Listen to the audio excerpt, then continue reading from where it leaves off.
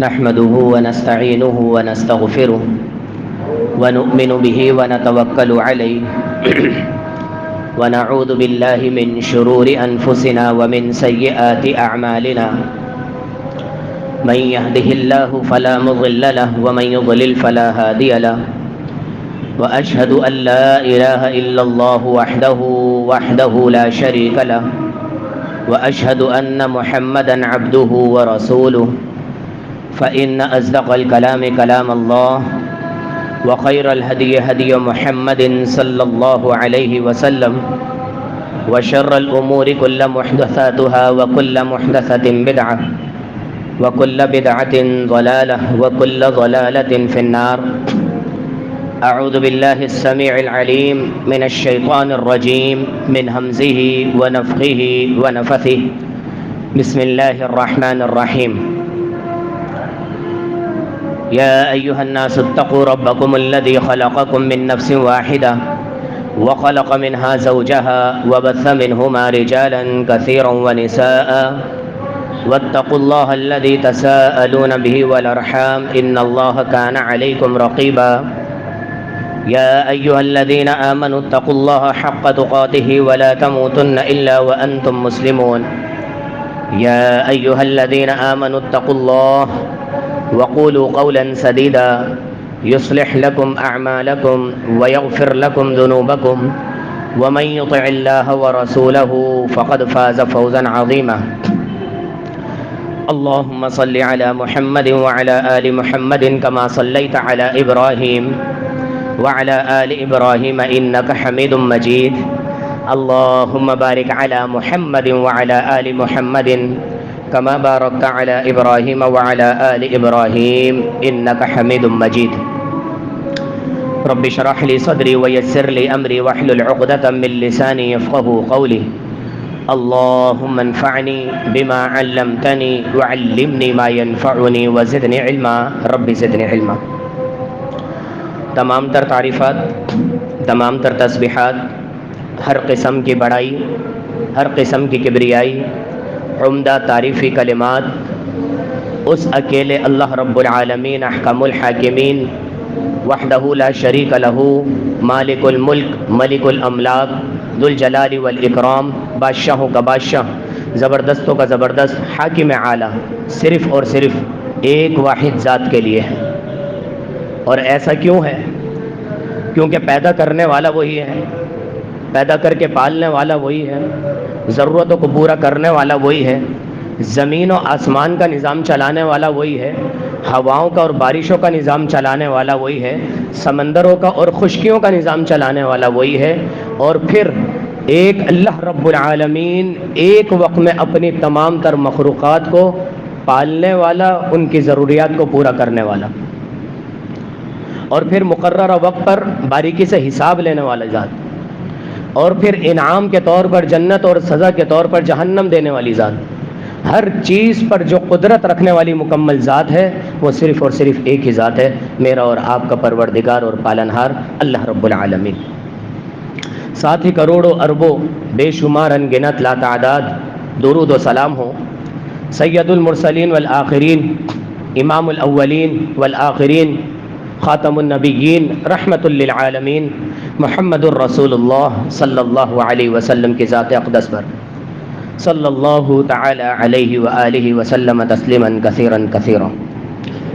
انتہائی مختصر حمد و سلام کے بعد، جیسا کہ میں نے پچھلے جمعے بھی ذکر کیا تھا کہ اس بار رمضان میں ہم نے جو موضوع کا انتخاب کیا ہے وہ پورے رمضان موضوع ایک ہی ہے، اور اس کی مختلف نشستیں، مختلف حصے ہم نے بانٹے. اور اس کی وجہ کیا بنی کہ جس عبادت کو عوام الناس نے، مسلمانوں نے فارمیلٹی سمجھ لیا، خانہ پوری سمجھ لیا، بس کر لو، نمٹا دو، تو یاد رکھیں مسلمانوں کی محنت، ان کی لگن، ان کا وقت وہ بھی ضائع اور ایمان بھی ضائع. اور ساری زندگی محنت کرنے کے بعد کل قیامت کے دن حساب کتاب بھی مشکل، اور اس مشکل حساب کتاب کے نتیجے میں زندگی بھر کی ابدی جہنم۔ اور یہ بات ایسا ہی نہیں ہے، ایک ایک عبادت کے اعتبار سے اس کے کرنے کی جزا اور اس کے نہ کرنے کی سزا قرآن و حدیث کے اندر موجود ہے۔ نماز کو ہم نے بولا ٹھیک ہے یار، خیر ہے، پڑھ لیں گے یار جب ٹائم ملے گا، ایک تو وہ مسئلہ، اور پھر جو ٹائم نکال لیں کہ بھائی سنت طریقے سے پڑھ لو، ہاتھ ادھر باندھ لو، رفع الیدین کر لو، یا جو بھی معاملہ ہے، تم کم سے کم اس کے اوپر نظر ثانی تو کرو کہ نبی صلی اللہ علیہ وسلم کی نماز کون سی تھی۔ اصلی اور نقلی مارکیٹ میں آئے ہوئے تو تمہیں پتہ ہی نہیں ہے کہ نقلی کیا ہے اور اصلی کیا ہے، اور کھائے جا رہے ہو، اپنی صحت کا بیڑا غرق کیے جا رہے ہو۔ یہاں پر بھی یہی معاملہ ہے، اور اگر اصلی اور نقلی کا فرق نہیں پتہ چل رہا تو اپنے ایمان کا بیڑا غرق کر رہے ہو، کیونکہ مذہب تو ضروری ہے۔ اگر دودھ مجھے خالص نہیں ملے گا تو میں اپنے بچے کو ملاوٹ والا پلاؤں گا، کیونکہ ضرورت ہے بھائی، وہ وقتی ضرورت تو پوری ہو گئی لیکن صحت کا بیڑا غرق ہو گیا، صحت خراب ہو گئی، اور ایک وقت میں جا کر پتہ چلے گا یا تو جگر کام نہیں کر رہا یا گردے کام نہیں کر رہے، سر پکڑ کے بیٹھ جاؤ، سر وقت گزر گیا، ڈائلیسس کے علاوہ کچھ نہیں ہو سکتا۔ پہلے کیوں نہیں آنکھیں کھولی؟ یہی معاملہ نماز کا بھی ہے، پہلے کیوں نہیں آنکھ کھولی بھائی؟ پتہ چل گیا تھا کہ بھائی مارکیٹ میں دونوں چیزیں آئی ہوئی ہیں، صحیح ہے، تھوڑا سا سلو کرو، کہ نماز کے دو طریقے معاشرے میں رائج ہیں، تو میری ذمہ داری یہ بنتی تھی کہ میں دیکھوں کہ نماز کا کون سا طریقہ صحیح ہے۔ ایسا نہ ہو کل قیامت کے دن اللہ رب العالمین جب نماز کا سب سے پہلے سوال کرے گا، گنتی تو بات کی بات ہے، پتہ یہ چل رہا ہے کہ نماز پڑھی صحیح نہیں ہے۔ اللہ اکبر کبیرہ۔ یہ ہم نے پہلے جمعے کے اندر اس چیز کا باریکی سے جائزہ لیا، زندگی بھر کا معاملہ ہے۔ دوسری عبادت تھی روزہ، کہ بس نمٹا لیا، ہاں جی صبح اٹھ گئے سحری میں، سارا دن سوتے رہے۔ اللہ اکبر کبیرہ۔ ہم نے خود دیکھا ہے، ایک جگہ میں پہلے اتوار کو درس کے لیے انہوں نے مجھے منتخب کیا، اور رمضان سے پہلے شعبان میں بولے قاری صاحب رمضان میں آپ نے درس کے لیے آنا ہے اور روزے کے بعد آنا ہے، یعنی کہ مغرب کی نماز میں۔ میں نے ان سے کہا بھائی رمضان میں جو درس ہوتا ہے نا، عام طور پر جو میں نے دیکھے کامیاب درس، یا تو فجر کے بعد یا ظہر کے بعد، فجر کے بعد علاقائی مسجد میں، اور مارکیٹ کی مسجد میں ظہر کے بعد۔ وہ علاقے کی مسجد تھی، بولنے کہ نہیں اتوار کا دن ہے، اس میں اتوار کے دن بھی، رمضان کے اندر بھی، اور پہلا اتوار بھی لوگ نہیں آتے۔ اللہ اکبر کبیرہ۔ نیند پوری ہو رہی ہے۔ میں نے کہا یار رمضان میں روزے کے بعد ہم جیسے لوگوں کو فوراً چائے کی ہڑپ ہوتی ہے، اور دوسرے لوگوں کو بھی ہوتی ہے، تو عام طور پر لوگ کیا کرتے ہیں، روزے کے فوراً بعد گھر کی طرف جاتے ہیں، بیٹھیں گے نہیں۔ انہوں نے کہا نہیں ہم لوگوں کو بٹھائیں گے، آپ آئیں روزے کے بعد ہی۔ تو بہرحال وہاں پر افطاری کی۔ بتانے کا مقصد کیا ہے کہ ایک نیند اس قدر حاوی ہوئی ہے کہ رمضان کا مہینہ اللہ رب العالمین نے دے دیا، پھر چھٹی کا دن بھی اللہ رب العالمین نے دے دیا، میں نے روزہ رکھا ہوا ہے، اللہ کے سامنے عبادت کرنی ہے، لیکن میری روش اتنی سی بھی تبدیل نہیں ہو رہی کہ اتوار کے دن اگر میں نے سونا ہے اور سو کر وہ 3 بجے اٹھنا ہے تو میں نے 3 بجے اٹھنا ہے، میرا روزہ ہو، رمضان ہو، کوئی درس کے لیے آ رہا ہو، کوئی مسئلہ ہو، کوئی مسئلہ ہو۔ انا للہ۔ قدر ہی نہیں ہے روزے کی۔ تو اگر قدر نہیں ہے تو یاد رکھیں کوئی اجر نہیں ہے۔ پھر اس کے بعد ہم نے زکوٰۃ کا معاملہ دیکھا تھا، انتہائی مختصر وقت تھا اس دن، دوسرے جمعے کو ٹریجڈی ہو گئی تھی ہمارے ساتھ، 15 منٹ کا جمعہ تھا، لیکن ہم نے پھر بھی کوشش یہ کری کہ زکوٰۃ کے معاملات کو دیکھ لیں تاکہ ہماری زکوٰتیں ضائع نہ ہو۔ پھر رمضان کا تیسرا جمعہ اور چوتھی عبادت شب قدر۔ اللہ اکبر۔ اللہ تعالیٰ سے دعا ہے کہ اللہ تعالیٰ ہم سب کو شب قدر نصیب فرما دے۔ جنہوں نے 3 راتیں عبادت کی ہیں بہت خوش نصیب ہیں، اور کسی کو محسوس ہوا کہ 21ویں شب تھی، اور زیادہ تر لوگوں کو محسوس ہوا 23ویں شب تھی، لیکن ہمیں تو بعض اوقات 25ویں کل رات کی بھی لگی تھی۔ ساری راتوں میں اتفاق ہے کہ پرسکون محسوس ہوا، اور کچھ نہیں پتہ کہ آگے کیا معاملہ ہے، 27ویں بھی ہو سکتی ہے، 29ویں بھی ہو سکتی ہے۔ تو اپنی عبادتوں کو پیچھے نہیں چھوڑنا۔ اور اس کے بعد رمضان کی اہم ترین عبادت صدقۃ الفطر۔ قاری صاحب ہمیں تو پتہ ہے ہر سال دیتے ہیں، اس میں کیا نئی باتیں ہیں؟ یاد رکھیں جیسے میں نے کہا شروع میں کہ جس عبادت کو خانہ پوری سمجھ لیا گیا، فارمیلٹی سمجھ لیا گیا، ہاں بھائی اچھا جی کتنے روپے، 400 روپے، یہ لو جی نکالو، بس عبادت کا مقصد یہ ہے ہی نہیں، یہ تھا ہی نہیں، اور جس عبادت کو خانہ پوری سمجھ کے صرف نمٹایا گیا اس کے برے اثرات معاشرے میں پھیلے، اور صرف عوام الناس تک نہیں پھیلے، اس کے برے اثرات علماء تک پھیلے۔ مساجد کے اندر، مدارس کے اندر کرپشن آ گئی اس صدقۃ الفطر کے اعتبار سے، یہ بات ذہن میں رکھیے گا۔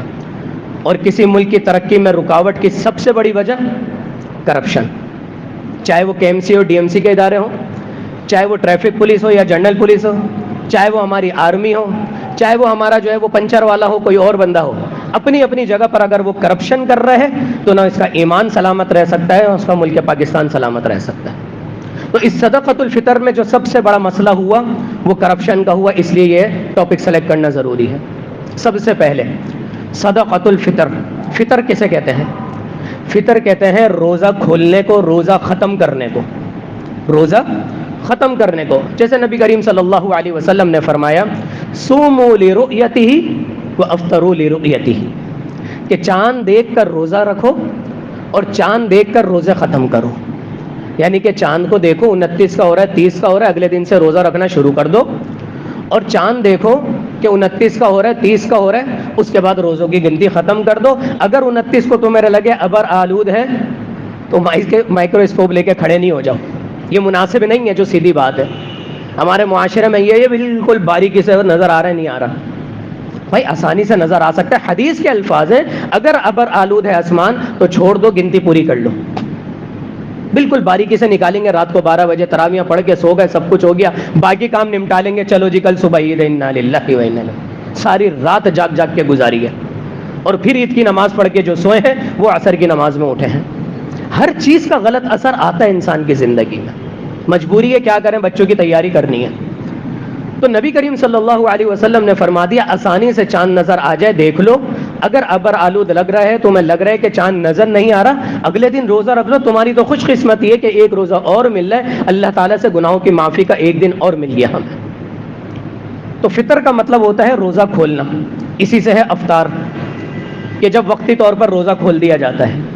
صدقۃ الفطر، روزوں کو ختم کرنے کا صدقہ، کیوں؟ وجہ کیا ہے؟ نبی کریم صلی اللہ علیہ وسلم نے فرمایا ہر شخص کو صلی اللہ علیہ وسلم بولنا ہے، اس میں کوتاہی نہیں ہونی چاہیے۔ بد دعا ہے، بد دعا، بد دعا کرنے والے کون ہیں؟ حضرت جبریل جو فرشتوں کے سردار ہیں۔ اس پر آمین کہنے والے کون ہیں؟ امام الانبیاء جو نبیوں کے سردار ہیں۔ کہ ہلاک ہو، برباد ہو، ناک خاک آلود ہو اس شخص کی جس کے سامنے نبی کریم صلی اللہ علیہ وسلم کا نام آئے اور وہ صلی اللہ علیہ وسلم نہ کہے۔ صرف اتنی زور سے کہہ دیجیے کہ برابر والے کو یاد دہانی ہو جائے، شور کی ضرورت نہیں ہے۔ تو صلی اللہ علیہ وسلم نے فرمایا کہ صدقۃ الفطر، اگر روزوں میں انسان سے کوئی فحش باتیں ہو جاتی ہیں، کوئی گالی نکل گئی منہ سے، انسان غصہ آ جاتا ہے، حالانکہ یہ غصہ فطری طور پر ہمیں کرنا نہیں چاہیے، لیکن پھر بھی ٹریفک کے معاملات ہیں، دن بھر کا بھوکا ہوتا ہے، کوئی ایسی بات ناگوار گزر گئی، کنٹرول کے باوجود آپ کو کوئی غصہ آ گیا، منہ سے گالی نکل گئی، کوئی ایسا بات ہو گئی کسی پر میں نے غصہ کر دیا، بعد میں مجھے احساس ہو گیا، اب کیا کریں؟ وہ تو بندہ، میں نے اس کو بول دیا، باتیں سنا دی بیچارے کو، وہ تو چلا گیا، اب مجھے اندر ہی اندر گلٹ فیل ہو رہا ہے۔ ایک تو میں نے اپنے رب سے معافی مانگ لی، دوبارہ وہ گناہ نہیں ہوگا، لیکن اس طرح کی چھوٹی موٹی غلطیاں ہیں، موبائل میں کوئی چیز سامنے آ گئی تو اس کی فحش کلامی کی کا کفارہ اس صدقۃ الفطر سے ادا ہو جائے گا۔ اللہ اکبر کبیرہ، کیا اللہ کی رحمت ہے! ایک چیز کا منع کر دیا سختی سے، یہ کام نہیں کرنا، پھر بھی انسان سے اگر ہو رہا ہے تو کوئی بات نہیں میرے بندے، تو میرا یہ مزید کام کر دے، اور وہ صدقۃ الفطر اللہ کو نہیں کھلانا، اللہ کے بندوں کو کھلانا ہے، تو میرے اس بندے کی ضرورت کو پورا کر دے، اس بندے کی مدد کر دے، میں تیرے گناہوں کو معاف کر دوں گا۔ لیکن یاد رکھیں اگر کسی پر زیادتی کی اور وہ شخص آپ کے سامنے ہے، آپ کے رابطے میں ہے، تو اس سے دے جا کر معافی مانگیں، فیس ٹو فیس اس سے کلام کریں، اور اس کے دل کی خلیش کو، اس کے دل کی ناراضگی کو مٹانا ہمارے اوپر لازمی ہے۔ اس کے دل سے جو بد دعا نکلے گی، مظلوم کی بد دعا اور اللہ رب العالمین کے درمیان کوئی پردہ نہیں ہے، ڈائریکٹ جاتی ہے۔ آپ نے ظلم کیا، وہ الگ بات ہے کہ کسی شخص تک آپ کی پہنچ ہی نہیں ہے، تو پھر آپ اللہ رب العالمین سے خوب دعائیں مانگیں۔ تو پہلی وجہ اس صدقۃ الفطر کی کہ اگر روزے میں کوئی ایسی باتیں ہو جائیں تو اللہ رب العالمین اس کو معاف کر دے گا۔ دوسرا، مسکین کا کھانا، یہ مسکین کا کھانا ہے. کیا معنی ہے؟ کہ یقیناً ہم سب جانتے ہیں رمضان المبارک روزے رکھنے کا مہینہ ہے، لیکن اس کے اندر کھانا پینا بڑھ جاتا ہے. دیکھ لیں آپ فریسکو چوک پر جا کر دیکھیں. ہمارا تو علاقہ یہ ہے تو ہمیں یہی پتہ ہے، باقی ہر شخص اپنے اپنے علاقے کے بارے میں جانتا ہے. جس روڈ پر آرام سے گاڑیاں چلائی جا سکتی تھی رمضان المبارک کے مہینے میں، دوپہر کو 3 بجے سے لے کر مغرب تک وہاں پر پیدل چلنے کی جگہ نہیں ہوتی. کیوں بھائی؟ فروٹ چاٹ والوں کی، کچوریوں والوں کی، دیگر چیزوں کی لائنیں لگ گئی. بھائی کیا ہو گیا؟ خاص اس مہینے کیوں آ گئے؟ بھائی کھانے پینے کا مہینہ ہے، لوگ کھائیں گے اور لوگ خرید رہے ہیں. انا للہ و انا الیہ راجعون. یاد رکھیں ہر چیز بکتی ہے پبلک ڈیمانڈ پر. پبلک اگر خریدنا چھوڑ دے تو وہ بیچنے والا 2 دن کے بعد اپنا ٹھیا ڈالے گا، یار کوئی اور کام کرتا ہوں میں. لیکن روزانہ ہر رمضان کو لوگ بڑھتے چلے جا رہے ہیں. کیوں؟ وہ لوگ خرید رہے ہیں. کیا اس کے بغیر گزارا نہیں ہے؟ یار سادی سی افطاری کر لو، فروٹ کھائیں، کوئی ایشو نہیں ہے، تاکہ روزوں کے لیے طاقت رہے. لیکن یہ جو اللہ بلا اور دیگر چیزیں اور جس سے دوسروں کو پریشانی ہو رہی ہے، مجھے اور آپ کو اس کے اوپر نظر ثانی کرنی پڑے گی. کہیں نہ کہیں میں بھی انوالو ہوں، لیکن جب الحمدللہ پڑھتے ہیں، سمجھتے ہیں، دیکھتے ہیں تو بچنے کی کوشش کرتے ہیں. 100% نہیں تو 80% بچنے کی کوشش کرتے ہیں الحمدللہ. اسی لیے یہاں پر بیان کر رہے ہیں. تو بات ہو رہی تھی ہماری صدقۃ الفطر سے کے اعتبار سے مسکین کا کھانا. تو ہم نے مسکین کو اپنے روزے کے اعتبار سے اپنی عید کی خوشیوں کے لیے یاد رکھنا ہے. اور پھر نبی کریم صلی اللہ علیہ وسلم نے فرمایا اس کی تیسری وجہ کہ وہ مسکین عید کی خوشیوں میں شامل ہو جائے. اللہ اکبر کبیرہ. مرد حضرات تو یہ بات اچھے طریقے سے جانتے ہیں کہ مرد حضرات پورے سال سوٹ نہیں بناتے ہیں. شادیوں میں بھی پرانے سوٹ چل جائیں گے. ایک استری ماری ہے، نہائے دھوئے لشکارے مارتے ہوئے چلے گئے. وہ جی بیگم صاحبہ آدھا گھنٹہ لگا رہی ہیں. چلو بھائی وہی چہرہ ہے پرانا والا، کوئی نیا چہرہ ہو تو چلو سمجھ میں بھی آئے. لیکن مردوں کا کیا معاملہ ہے کہ بس فٹافٹ اٹھے تیار ہو گئے. تو عید کے موقع پر مرد تو حضرات تو سوٹ بناتے ہیں. مردوں کے ساتھ عورتوں کی بھی ہوتی ہے، بچوں کی بھی ہوتی ہے. جب عید کے دن نکلتے ہیں اللہ اکبر، کچھ لوگ ایسے بھی ہیں جو عید کے دن بھی شاپنگ نہیں کر سکتے. اور یہ میں بات آپ کو کوئی مبالغہ آ رہی، کوئی اس کے اندر الفاظ کے اندر بڑھا کر نہیں بتا رہا، بڑھا کر نہیں بتا رہا. ابھی 8ویں روزے کو یا 9ویں روزے کو میں لیاری گیا تھا. ایک ٹیم ہے ہماری، وہ چھپ کر کام کرتی ہے الحمدللہ سحری افطاری کی. انہوں نے مجھے بلایا اور قاری صاحب ہم چاہ رہے ہیں کہ ہماری جو ٹیم ہے نا ان کو تھوڑی سی موٹیویشن کے لیے آپ کچھ احادیث خدمت کے اعتبار سے نبی کریم صلی اللہ علیہ وسلم نے اپنے اوپر مشکلات اٹھا کر، صحابہ کرام نے اپنے اوپر مشکلات اٹھا کر لوگوں کی خدمت کے لیے کیا کام کیے، آپ ان کو وہ ذرا سا بیان کر دیجئے موٹیویشن کے لیے، ذرا ان کے اندر جذبہ آ جائے. وہاں پر گئے الحمدللہ رات کو تقریباً 9 بجے اور 11 بجے تک وہاں پر محفل ہوئی. اللہ رب العالمین نے کام لیا، میری کوئی حیثیت نہیں. پھر اس کے بعد جب ہم کھانے پر بیٹھے تو انہوں نے جو باتیں بتائیں اللہ کی قسم آنکھوں سے آنسو آنے والی بات تھی. انہوں نے کہا پچھلے سال ہم نے کچھ لوگوں کو سوٹ دیے، ہمارے پاس اینڈ میں سوٹ آ گئے تھے. کہہ رہے تھے ہم نے ایک گھرانے کو سوٹ دیے، چاند رات کی بات ہے، اور ہم لوگ آپس میں جب جا رہے تھے وہاں پر بیٹھے ہوئے تھے تو وہی فیملی جس کو ہم نے رات کو 3 بجے سوٹ دیے تھے، جو سوٹ دیے تھے وہی سوٹ پہن کر عید کی نماز کے لیے جا رہے تھے. اللہ اکبر کبیرہ. مطلب نہیں تھا ان کے پاس اور مانگنے والے بھی نہیں تھے. وہ تو ان لوگوں نے چپ چاپ جا کر دے دیا، یار یہ ہمارے گھر کے ہیں، ان کے بچے مدرسے میں آتے ہیں، مسجد میں آتے ہیں، یار یہ لوگ لگتے ہیں ان لوگوں کو دے دو. وہی سوٹ، کوئی ناپ نہیں، کوئی الٹریشن نہیں، کوئی بچے کا یہ نہیں کہ بھئی پائنچہ بڑا ہو رہا ہے پائنچہ چھوٹا ہو رہا ہے. بیٹا تجھے مل گیا، اللہ رب العالمین نے دے دیا، بدن پر نیا سوٹ آ گیا عید کے دن، اسی کو غنیمت جان، اسی کو پہن اور عید کی نماز کے لیے نکل جائے. اللہ اکبر. اس طرح کی کئی باتیں ہیں، لیکن ان میں سے ایک آدھ بات صرف ذکر کرنے کا معنی یہ ہے، مقصد یہ ہے کہ ہمیں پتہ ہو ہم دوسروں کا خیال اس انداز سے کریں کہ ایک تو چھپ کر ان کو صدقہ دے اور پھر اس کو فارمیلٹی نہ سمجھیں. صدقۃ الفطر کو بس یہاں پر کھڑے ہوئے تھے بھائی ان کو رسید کٹوا دی، وہاں پر کھڑے ہوئے تھے بھائی ان کو. سب سے پہلے اپنے رشتہ داروں میں دیکھیں، اپنی دکان پر کام کرنے والوں کو دیکھیں، اپنے پڑوسیوں کو دیکھیں. رشتہ داروں میں تو کہیں نہ کہیں آپ کو مل جائے گا. بالفرض آپ نے رشتہ داروں کو دے دیا اور پھر اگر کہیں سے ڈیمانڈ آ رہی ہے پھر آپ مسجد میں بھی دیں، مدرسے میں بھی دیں، رسیدیں بھی کٹوائیں. اور مسجد مدرسے میں دینے کی بنیادی طور پر کیا وجہ ہے یہ انشاءاللہ بھی 5 منٹ کے بعد بھی ذکر ہو جائے گی. تو صدقۃ الفطر کی 3 وجوہات نبی کریم صلی اللہ علیہ وسلم نے بتائی کہ تمہارے ساتھ اور روزوں کے اندر جو کچھ معاملات ہو جاتے ہیں اس کی غلطیوں کو معاف کیا جائے گا، مسکین کا کھانا کھلایا جائے گا، اور مسکین کا کھانا اس اعتبار سے کہ وہ عید کی خوشیوں کے اندر شامل ہو جائے۔ کتنا ہے یہ؟ اللہ اکبر۔ بلکہ ہاں پہلے یہ دیکھ لیتے ہیں کہ کتنا ہے۔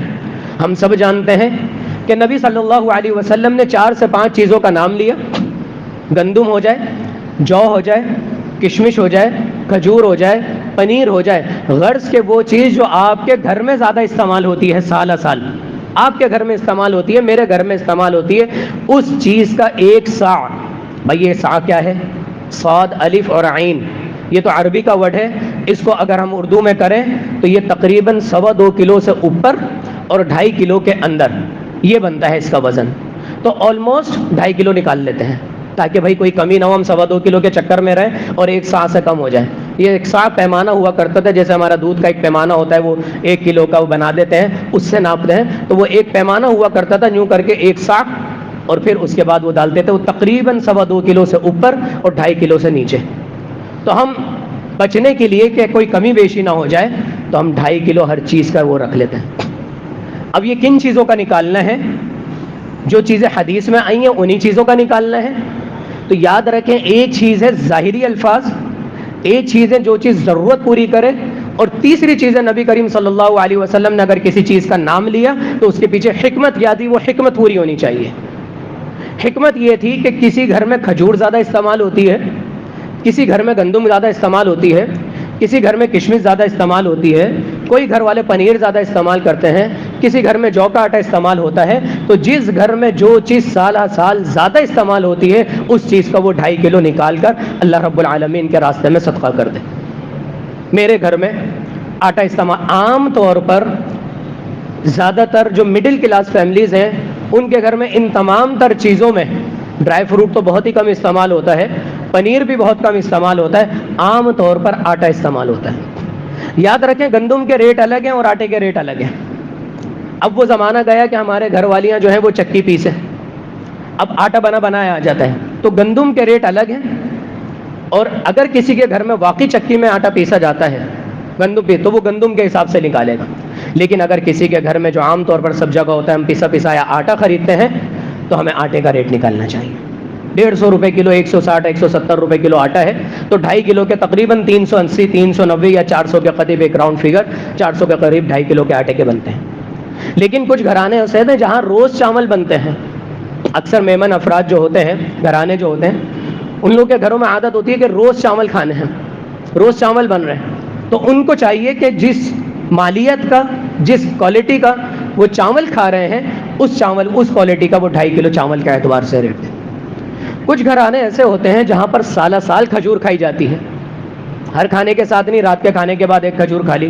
عرب ممالک ہو گئے، مصر کا علاقہ ہو گیا، پاکستان میں بھی کچھ گھرانے ایسے ہیں، تو انہیں چاہیے کہ جس کوالٹی کی وہ کھجور کھا رہے ہیں اس کوالٹی کی کھجور کی 2.5 کلو کھجور یا پھر اس کے ریٹ کے اعتبار سے 1 فرد کا وہ دے لیں۔ تو یہ ضروری ہے، اور یہ کس کس کے اوپر فرض ہے؟ نبی کریم صلی اللہ علیہ وسلم نے فرمایا صدقۃ الفطر ہر مرد عورت، ہر بوڑھے جوان اور ہر آزاد اور ہر غلام، یعنی کہ ہر امیر اور ہر غریب، سب کے اوپر فرض ہے، سب کے اوپر۔ رمضان کا چاند نظر آنے سے 1 گھنٹے پہلے بھی کوئی بچہ پیدا ہوگا تو اس کے اوپر بھی صدقۃ الفطر واجب ہے۔ اور ایک بات جس کے اندر اختلاف ہے لیکن زیادہ قریب جو بات ہے وہ بھی میں بتاؤں گا، عید کی نماز سے قبل 1 گھنٹے پہلے بھی اگر کوئی بچہ پیدا ہو رہا ہے تو اس کے اوپر بھی صدقۃ الفطر واجب ہے۔ یہ راجح قول ہے، زیادہ تر علماء کا یہی قول ہے، لیکن دیگر علماء کا یہ قول ہے کہ اگر انسان کے اندر استطاعت ہے تو اپنے اس بچے کا بھی صدقۃ الفطر ادا کر دے، اگر واقعی استطاعت نہیں ہے تو اس بچے کو رہنے دے۔ کیوں؟ کیونکہ وقت جو ہے نا وہ عید کی نماز تک کا ہے، وقت سے پہلے پہلے اگر وہ کام ہو رہے تو اس کے اوپر واجب ہوگا۔ تو میرے گھر کے ہر فرد کے اوپر، چاہے اس نے روزے رکھے نہیں رکھے، اللہ اکبر کبیرہ، لیکن اس کی نیت سے میں نے صدقۃ الفطر دینا ہے۔ یہ اللہ رب العالمین کا نظام ہے۔ کیا حکمت ہے اس کے اندر؟ وہ جو لاجیکل لوگ ہیں نا، جو ملحدین ہیں، جو سیکولر لوگ ہیں، جو دین سے بیزار ہیں، داڑھیوں سے بیزار ہیں، مساجد سے بیزار ہیں، نمازوں سے بیزار ہیں، صرف خدمت کے کام کرتے ہیں، بہت اچھی بات ہے، لیکن عبادت سے بیزار ہیں، مولویوں سے بیزار ہیں، یقیناً مولویوں کے اندر غلطیاں ہوتی ہیں، اس بات سے میں بالکل ڈینائی نہیں کرتا کہ علماء کے اندر غلطیاں آ جاتی ہیں، لیکن اس کی بنا پر آپ پورے مولوی طبقے کو یا اس کی ذات کو برا کہہ دو، یہ انصاف والی بات نہیں ہے۔ آپ کو لگتا ہے اس کے اندر غلطی ہے، آپ اس کے پاس جائیں، قرآن و حدیث کی روشنی میں اس کو بتائیں، جو آپ کو بات سمجھ میں آتی ہے آپ اس کو بتائیں، آپ کی حجت تمام ہو گئی کہ آپ نے اس کو بتا دی۔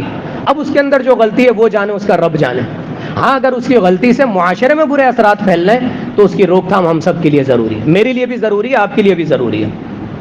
تو بتانے کا مقصد یہ ہے کہ صدقۃ الفطر ہر شخص کے لیے ضروری ہے۔ بولتے ہیں بھائی چھوٹے سے بچے کے لیے کیوں؟ اب دیکھیں اللہ رب العالمین نے ہر شخص کے اوپر ضروری کر دیا۔ اب جس کو میں صدقۃ الفطر دے رہا ہوں اس کے گھر کے ہیں 6 افراد اور میرے گھر کے ہیں 4 افراد۔ اب میں نے اس کو دے دیا کہ بھائی آپ مستحق ہیں، آپ کے گھر میں سارا سال جو ہے وہ اتنی آمدنی دیں گے۔ اب میں نے اس کو 4 بندوں کے 400 کے حساب سے 1600 روپے دے دیے، اس بیچارے نے 2400 روپے نکالنے۔ اب وہ کیا کرے گا؟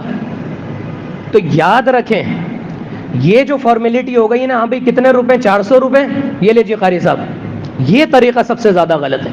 ٹاپک کو سلیکٹ کرنے کا مقصد ہی یہی ہے کہ یہ نہیں کرنا ہے، ہم نے یہ دیکھنا ہے کہ میں اگر کسی کو دے رہا ہوں تو اس بیچارے نے بھی تو یہی رقم نکالنی ہے، تو پھر مسکین کا کھانا کہاں سے ہوا؟ عید کی خوشیوں میں وہ کیسے شامل ہوا؟ میں نے اس کو 2000 روپے دیے، اس بیچارے نے 5 افراد کے پھر 2000 روپے آگے دے دیے، تو اس کے ہاتھ میں کیا آیا؟ تو یاد رکھیں یہ کم سے کم 400 روپے ہیں اس فیملی کے لیے جس کے پاس سوائے آٹے کے کوئی اور چیز استعمال نہیں ہوتی عام طور پر ان چیزوں میں۔ اللہ رب العالمین نے مجھے دیا ہے، میری آمدنی ہے، میرے گھر میں الحمدللہ اچھا کھانا پینا ہو رہا ہے، تو میں ضروری نہیں ہے کہ 400 روپے کے بالکل کم، یہ کم سے کم 400 روپے ہے اس وقت آج کے اعتبار سے، میں 500 کے اعتبار سے خرچ کر دوں، میرے گھر کے 4 افراد ہیں میں 600 کے اعتبار سے خرچ کر دوں، کیونکہ اس بیچارے نے جو 4 افراد کے نکالنے ہیں وہ اگر 2000 روپے دے گا کم سے کم اس کو 1000 روپے تو بچے۔ تو یہ سب سے بڑی حکمت ہے اس کے اندر کہ میں نے اور آپ نے اس کو فارمیلٹی نہیں سمجھنا ہے۔ جتنا اللہ رب العالمین نے آپ کو دیا ہے، جس حساب سے آپ چاول استعمال کرتے ہیں، جس حساب سے آپ اناج استعمال کرتے ہیں، اس کا نکالیں۔ اگر ایک فرد کا 1000 روپے بھی نکلتا ہے نا تو خوشی خوشی دیں۔ کیوں؟ کیونکہ وہ جب 1000 روپے کہیں جائے گا تو اس کے حصے میں تب آئے گا جب وہ آدھا اس میں سے ویسے ہی اللہ کی راہ میں نکال دے گا، اس کے حصے میں آدھا آئے گا۔ یہ اللہ رب العالمین کا نظام ہے۔ اور پھر بہت سارے لوگ، اللہ اکبر، نبی کریم صلی اللہ علیہ وسلم کے پاس ایک شخص آیا اور اس شخص نے کہا کہ روزے کی حالت میں بیوی سے مل لیا، میں ہلاک ہو گیا، برباد ہو گیا، بڑا ٹینشن میں آیا، فکر میں آیا۔ نبی کریم صلی اللہ علیہ وسلم نے فرمایا اب تمہارے اوپر کفارہ یہ ہے کہ تم نے 2 مہینے کے لگاتار روزے رکھنے۔ اس نے کہا کہ میں تو کمزور ہوں، میں تو اس چیز پر قدرت نہیں رکھتا، مجھ سے 3 روزے برداشت نہیں ہوئے، میں بیگم کے پاس چلا گیا، میں 2 مہینے کے لگاتار روزے کیسے رکھوں گا؟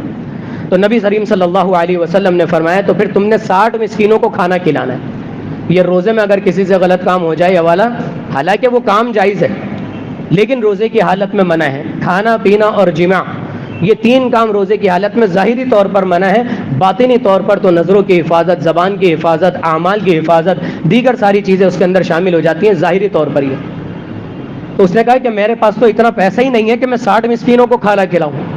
تو نبی کریم صلی اللہ علیہ وسلم نے اپنے بیت المال میں سے کچھ سامان نکالا اور کچھ صحابہ کرام کو اعلان کیا کہ بھائی کچھ دو، میں نے اس کو دینا ہے تاکہ یہ آگے دے۔ جب نبی صلی اللہ علیہ وسلم نے 60 مسکینوں کے کھانے کا اناج یا رقم جمع کر کے اس کو دی کہ بھائی جاؤ یہ 60 مسکینوں میں کھانا کھلا دو، تو اس نے کہا پورے مدینے میں مجھ سے زیادہ غریب کوئی نہیں ہے۔ اللہ اکبر کبیرہ، اس لیے غربت۔ تو نبی کریم صلی اللہ علیہ وسلم نے فرمایا چلو یہ تم ہی استعمال کر لو، انتہائی مجبوری کی حالت میں۔ لیکن آج بھی ایسے لوگ ہیں جو ہم سے آ کر، یقین مانیں ان 4 دنوں میں تو اتنے فون آئے ہیں، قاری صاحب میرے گھر کے یہ حالات ہیں، مجھ پر صدقۃ الفطر واجب ہے۔ میں نے کہا بالکل واجب ہے، بالکل واجب ہے، لیکن میں نے ان کو آخری روزوں میں کے اندر بلایا ہے، 27، 28 اور 29ویں روزے کو میں نے ان کو ٹائم دیا ہے۔ میں نے کہا آپ آئیے گا۔ وجہ کیا ہے کہ میں کم سے کم لوگوں سے اتنا صدقۃ الفطر جمع کر لوں کہ جس کے 5 افراد ہیں کم سے کم میں اس کو 10 افراد کا صدقۃ الفطر دے دوں کہ 5 کا تو تم نے نکالنا ہے، 5 کا تم اپنے گھر میں استعمال کر لینا۔ جس کے گھر میں 4 افراد ہیں اس کو کم سے کم 8 افراد کا دے دوں۔ اور یہ کیسے ہوگا؟ جب بھائی ہمارا ساتھ دیں گے، جب جمع کرائیں گے، جب دیں گے کہ اگر آپ کی نظر میں کوئی ایسے افراد ہیں تو آپ ان کو دے دو، اور یہی کام ہم نے کرنا ہے. اصل مقصد ہی یہی ہے. آپ اگر اپنے ہاتھ سے نکالنا چاہتے ہیں بالکل نکالیے، بہت اچھی بات ہے، لیکن جس فیملی کو آپ دے رہے ہیں کم سے کم آپ اس فیملی کا صدقۃ الفطر کا حساب لگا کے اس سے بڑھ کر دیجیے. اور اگر نہیں ہے تو الحمدللہ ثم الحمدللہ، یہاں پر یہ کام اس لیے جاری ہے کہ میں خود لوگوں کو بولتا ہوں بھائی آئے گا تو میں دے دوں گا، اپنی جیب سے نہیں دے سکتا. اپنی جیب سے میں اپنے گھر کا صدقۃ الفطر نکالوں گا، بہتر کوشش یہ کروں گا کہ بہتر سے بہتر نکل جائے، لیکن مجھے پتہ ہے کہ ان لوگوں کی ضرورت پوری نہیں ہوگی. تو اصل چیز جو مقصد ہے وہ یہ ہے کہ ہم نے کسی کی ضرورت پوری کرنی ہے. نبی کریم صلی اللہ علیہ وسلم کا فرمان ہے کہ یہ اس لیے ہے تاکہ مسکین لوگ عید کی خوشیوں میں شامل ہو جائیں، اور عید کی خوشیوں میں وہ تبھی شامل ہو سکتے ہیں جب ان کے گھر کی ضروریات سے زیادہ یا ان کے صدقۃ الفطر سے زیادہ ان کے پاس اماؤنٹ یا سامان پہنچے. اللہ تعالیٰ سے دعا ہے کہ جو کچھ سنا اور سنایا گیا ہے اس کے اوپر احسن طریقے سے عمل کرنے کی توفیق عطا فرما دے. اقول قولی هذا واستغفر الله لي ولكم ولسائر المسلمين انه هو الغفور الرحیم. کتنے منٹ رہ گئے؟ 3. ایک مسئلہ ہمارے معاشرے میں چل پڑا ہے کہ اناج کی صورت میں دینا ہے کہ رقم کی صورت میں دینا ہے. اس کی موٹی سی بات ہے، بہت لمبی ڈیبیٹ ہے، لیکن موٹی سی بات بتا کر آپ کو سمجھا دیتا ہوں. نبی کریم صلی اللہ علیہ وسلم نے کچھ چیزوں کے نام لیے. اب لوگ بولتے ہیں کہ انہی چیزوں کے اعتبار سے ہم نے دینا ہے. کیوں؟ کہ بھائی وہ چیزیں ابھی معاشرے میں اویلیبل ہیں، موجود ہیں. گندم موجود ہے، کشمش موجود ہے، جو موجود ہے، اور کھجوریں موجود ہیں. لیکن آگے جو مقصد ہے اس کو چھپا لیتے ہیں. یاد رکھیں اویلیبلٹی الگ چیز ہے، کسی چیز کا مہیا ہونا، اور نیسیسری چیز الگ ہے کہ کسی چیز کی ضرورت ہونا، اور پھر نیسیسری چیز الگ ہے اور کمپلسری چیز الگ ہے. اللہ اکبر کبیرہ. کسی چیز کی ضرورت ہونا اور کسی چیز کا لازم ہونا یہ الگ چیز ہے. آج بھی ہمارے پاس اونٹ موجود ہیں، بالکل موجود ہے. نبی کریم صلی اللہ علیہ وسلم نے کس چیز پر سفر کیا؟ اونٹوں پر کیا، گھوڑوں پر کیا، گدھوں پر کیا، خچر پہ کیا، پیدل سفر کیا. کیا ساری چیزیں موجود نہیں ہیں؟ اویلیبلٹی موجود ہے، لیکن ضرورت ہمیں کس کی ہے؟ بائک کی ہے، گاڑی کی ہے، دیگر چیزوں کی ہے. ہر اعتبار سے جس کھجور کی چھال کے نیچے اللہ رب العالمین کے نبی صلی اللہ علیہ وسلم نے نمازیں پڑھی، کیا وہ کھجور کی چھال آج مارکیٹ میں نہیں بنا سکتے ہم؟ بالکل بنا سکتے ہیں، لیکن لوگ کھڑے نہیں ہو پائیں گے دھوپ میں، لوگ کچی زمینوں پہ کھڑے نہیں ہو پائیں گے. اویلیبلٹی موجود ہے لیکن ضرورت اس چیز کی نہیں ہے، کیونکہ مقصد ختم ہو جائے گا. لوگوں کو بلانے کا، ایک سہولت استعمال کر کے لوگوں کو دین سمجھانے کا، وہ مقصد ختم ہو جائے گا. تو صرف ایک چیز کو دیکھ کر پورے فرض کی صورت کو بدل دینا اور لوگوں کے اندر یہ چیز رائج کرنا، یہ دین سے جو ہے مذاق ہے، اور بلکہ دین کے ساتھ خیانت ہے. میں یہ کہوں گا خیانت ہے یہ. تو اصل چیز مقصد کیا ہے کہ مسکین کا کھانا، مسکین کی ضرورت. اس وقت کرنسی کے طور پر یہی ساری چیزیں استعمال ہوتی تھیں.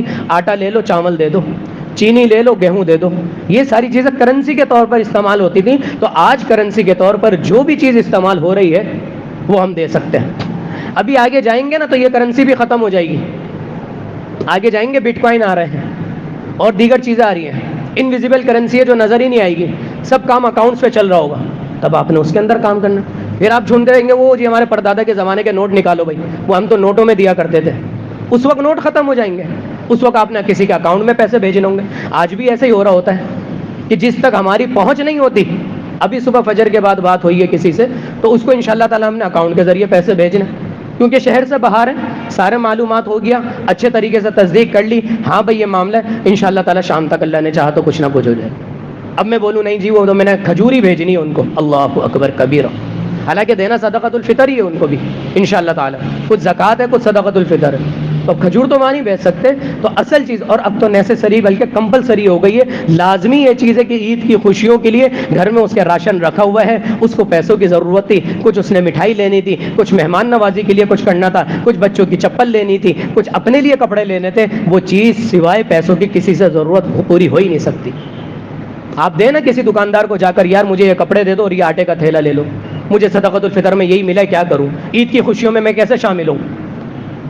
بولے گا بورا مسجد کا راستہ، وہاں جا کر اللہ سے دعا کرو.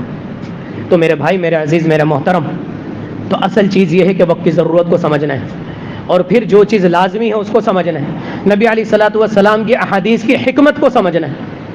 تو اس اعتبار سے ہمیں رقم کے اندر ضروری ہے، بس دیکھنا یہ ہے کہ رقم صحیح طریقے سے جائے، اور اس کا وقت بھی میں آپ کو بتا دوں، آخر کے 3 سے 4 دن صحابہ کرام۔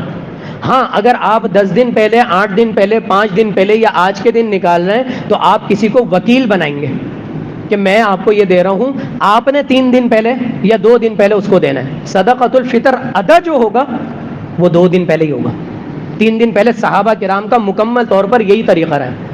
وکیل آپ بنا سکتے ہیں کسی مسجد کے امام کو، مدارس کو آپ دے رہے ہیں تو آپ نے یہ نہیں کہنا کہ اسی دن آپ کسی کو دے دیں، وہ تو پھر رمضان میں استعمال ہو جائے گا، عید کی خوشی میں وہ شامل نہیں ہو سکتا۔ کس کے پاس پیسے رکتے ہیں؟ کسی کے پاس بھی نہیں رکتے تھے۔ 15 دن پہلے ہم نے جو حساب بنا کے رکھا ہوا تھا عید کے لیے رکھیں گے، آج وہ ختم ہو گئے۔ وہ جو چاند رات کو ہمیں پیسے ملیں گے وہ ہم عید کی خوشیوں میں شامل ہو جائیں گے۔ تو صدقۃ الفطر دینے کا جو وقت ہے اصل وہ یہی ہے کہ 27واں روزہ، 28واں روزہ، 29واں روزہ، اس سے پہلے آپ وکیل کے طور پر، یعنی کہ جیسے نبی علیہ الصلوۃ والسلام کے زمانے میں بیت المال میں مال جمع ہو جایا کرتا تھا، ایک جمع ہو گیا، اب صدقۃ الفطر دینے کے لیے آخری دن میں جتنے لوگ آ رہے ہیں، ایون یہ کہ عید کی نماز سے پہلے، اور اگر آپ نے نکال دیا کسی اداروں کو تو وہ عید کی نماز کے فوراً بعد جو فقراء آتے ہیں، مساکین آتے ہیں، ان کے پاس بہت سارے لوگ ٹائم یہ دیتے ہیں، یار عید کی نماز پڑھ کر آئیے گا۔ کیوں؟